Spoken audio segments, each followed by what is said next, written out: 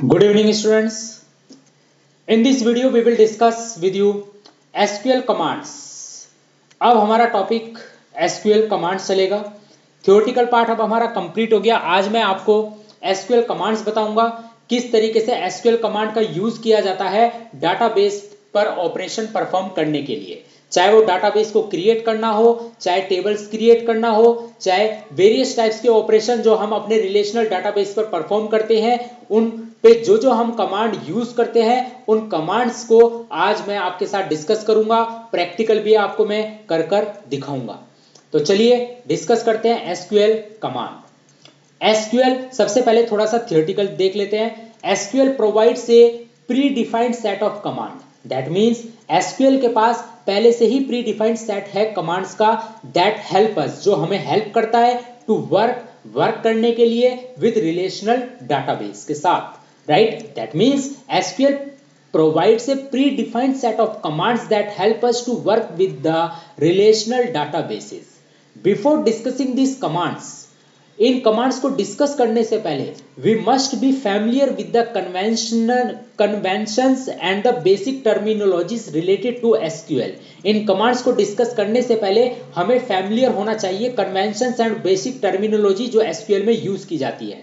Throughout this chapter, the words keyword, clause and statement have been used. इस पूरे के पूरे टॉपिक में DBMS में जो हम कमांड्स में बात करेंगे, हमारे पास तीन चीजें होंगी, पहला कीवर्ड, दूसरा क्लॉज और तीसरा statement.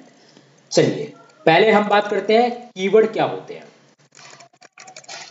A keyword refers to an individual SQL element. ध्यान रखना, SQL एलिमेंट की बात करी है मैंने, इंडिविजुअल SQL एलिमेंट, उसे हम बोलेंगे कीवर्ड।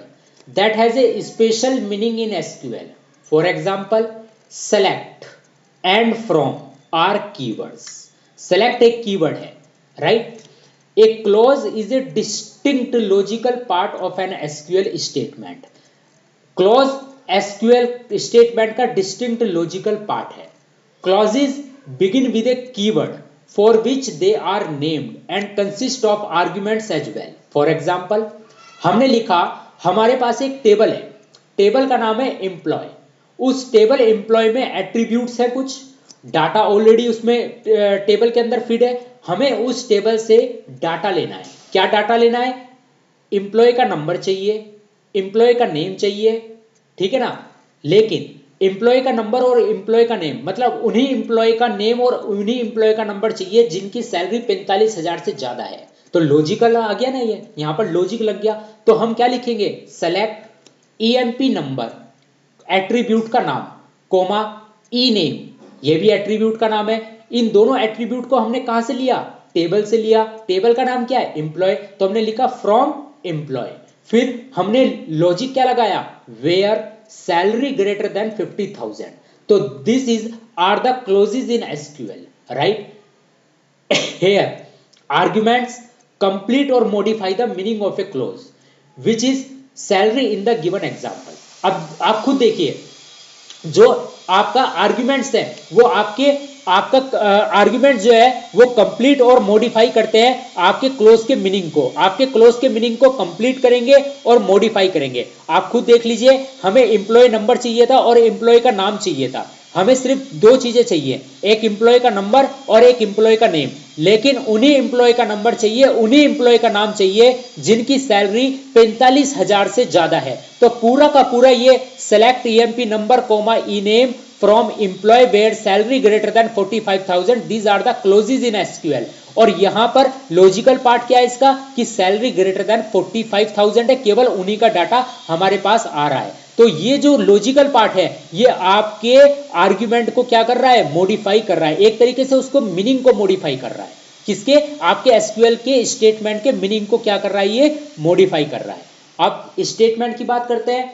ए स्टेटमेंट और ए command is a combination of two or more clauses.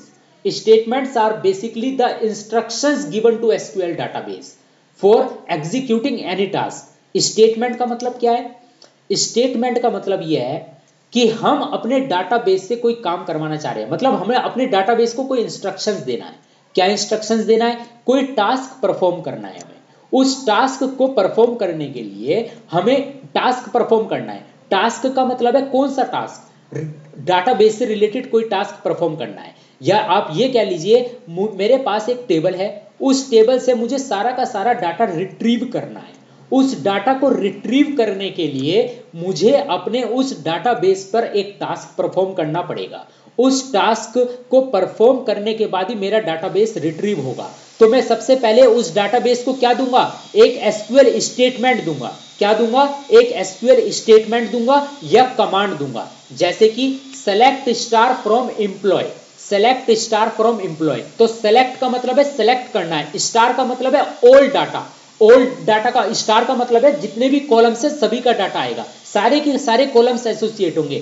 From table employ, तो ये सेलेक्ट स्टार फ्रॉम एम्प्लॉय क्या है, सेलेक्ट स्टार फ्रॉम एम्प्लॉय एक इंस्ट्रक्शन है, एक एसक्यूएल कमांड है, एक एसक्यूएल स्टेटमेंट है जो आपने किसको दिया है, डाटाबेस को दिया है। किसको दिया है, डाटाबेस को इंस्ट्रक्शंस दिया है। क्या इंस्ट्रक्शंस दिया आपने अपने डाटाबेस को, कि सेलेक्ट स्टार फ्रॉम एम्प्लॉय, कि मुझे सारे एम्प्लॉयज का डाटा चाहिए, जितने भी एम्प्लॉयज हैं उनका सारा डाटा का मैं चाहिए। तो आपने अपने डाटाबेस को इंस्ट्रक्शंस दिया सेलेक्ट स्टार फ्रॉम एम्प्लॉय। तो जैसे ही आप ये इंस्ट्रक्शंस देंगे आप अपने डाटाबेस को, जब ये इंस्ट्रक्शंस आप अपने डाटाबेस को देंगे तो इस इंस्ट्रक्शन को देने के बाद डाटाबेस आपका पूरा का पूरा डाटा आपको रिट्रीव करेगा सारे के सारे कॉलम के साथ।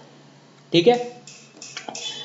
An important point to be remembered here is that all the statements in SQL terminate with a semicolon। ध्यान रखना, जो भी हम SQL में स्टेटमेंट लिखेंगे वो सारे के सारे स्टेटमेंट टर्मिनेट होंगे किससे, कॉलम के साथ, कोलन सेमी कोलन के साथ टर्मिनेट होंगे। Also SQL is not case sensitive, therefore we can type commands in either upper case or the lower case। चाहे तो आप अपर केस में कमांड को टाइप करो, चाहे आप लोअर केस में कमांड को टाइप करो। SQL जो है केस सेंसिटिव लैंग्वेज है, इस चीज का आपको ध्यान रखना है। तो अब आप समझ गए होंगे कि स्टेटमेंट और कमांड क्या होती है। स्टेटमेंट और कमांड कॉम्बिनेशन है किसका, टू और मोर क्लॉजेस का। स्टेटमेंट बेसिकली क्या होते हैं, स्टेटमेंट बेसिकली एक इंस्ट्रक्शंस होते हैं जो आप किसको देते हो, आप डाटाबेस को देते हो। कौन से डाटाबेस को, एसक्यूएल डाटाबेस को। एसक्यूएल में डाटाबेस किस फॉर्म में होता है, रिलेशनल फॉर्म में होता है, मतलब किस फॉर्म में होता है, टेबल की फॉर्म में होता है। तो स्टेटमेंट और कमांड जो है कॉम्बिनेशन है किसका, क्लोजिस का। स्टेटमेंट बेसिकली क्या है, इंस्ट्रक्शंस हैं जो आप किसको देते हो, एसक्यूएल डाटाबेस को देते हो किसी भी टास्क को परफॉर्म करने के लिए। जैसे मान लीजिए आपका एक एसक्यूएल स्टेटमेंट है सेलेक्ट स्टार फ्रॉम एम्प्लॉय, ये एक एसक्यूएल स्टेटमेंट है। तो ये एसक्यूएल स्टेटमेंट जब आप अपने डाटाबेस पर इंस्ट्रक्शंस करेंगे, आप अपने डाटाबेस को इंस्ट्रक्ट करेंगे इस एसक्यूएल स्टेटमेंट के थ्रू कि डाटाबेस मुझे जो है पूरे के पूरे एम्प्लॉय का डाटा चाहिए। आप समझ गए होंगे। और जितने भी स्टेटमेंट है एसक्यूएल में वो सारे के सारे सेमी कोलन से एंड होते हैं। जितने भी एसक्यूएल स्टेटमेंट है, ends all the SQL statement ends with a semi colon in SQL. Clear है, ये चीज आपको ध्यान रखनी है। और जो आपके एसक्यूएल स्टेटमेंट है उसमें जो सिलेक्ट और फ्रॉम है, दीज आर द कीवर्ड्स, और जो पूरी की पूरी आप कंडीशन ऑपरेट करेंगे स्टेटमेंट पर, दीज आर द क्लॉजेस, जैसा कि इसमें मेंशन है। तो let us now learn how a database and tables in a database are created in SQL। तो let us now learn, अब हम ये देखेंगे कि हम डाटाबेस को कैसे क्रिएट करते हैं, डाटाबेस को कैसे क्रिएट करते हैं, टेबल्स को डाटाबेस के अंदर कैसे क्रिएट करते हैं। ध्यान रखना, हमें टेबल क्रिएट करनी है, हमें काम टेबल के डाटा पे करवाना है। तो सबसे पहले हम डाटाबेस क्रिएट करेंगे, फिर उसके बाद हम टेबल क्रिएट करेंगे। तो a database is used to house data in the form of the table. Database क्या है, बेसिकली डाटाबेस क्या है, हाउस है, घर है। डाटाबेस घर है किसका, टेबल्स का। जितनी भी टेबल्स होंगी वो किसके अंदर होंगी, डाटाबेस के अंदर होंगी। इस चीज को आपको क्या में ध्यान रखना है कि जो डाटाबेस है वो हाउस है, किसका हाउस है, टेबल्स का हाउस है। जितनी भी टेबल्स होंगी वो सारी की सारी आपके किसके अंदर होंगी, वो सारी की सारी टेबल्स आपकी डाटाबेस के अंदर होंगी। तो सबसे पहले आपका वर्क होगा डाटाबेस को क्रिएट करना। Therefore before creating a table, table को क्रिएट करने से पहले इट इज मैंडेटरी, ये मैंडेटरी है कि सबसे पहले आप डाटाबेस को क्रिएट करो। क्या करेंगे आप? सबसे पहले डाटाबेस को क्रिएट करेंगे। तो dear student, let us discuss about how to create a database and how to create a table.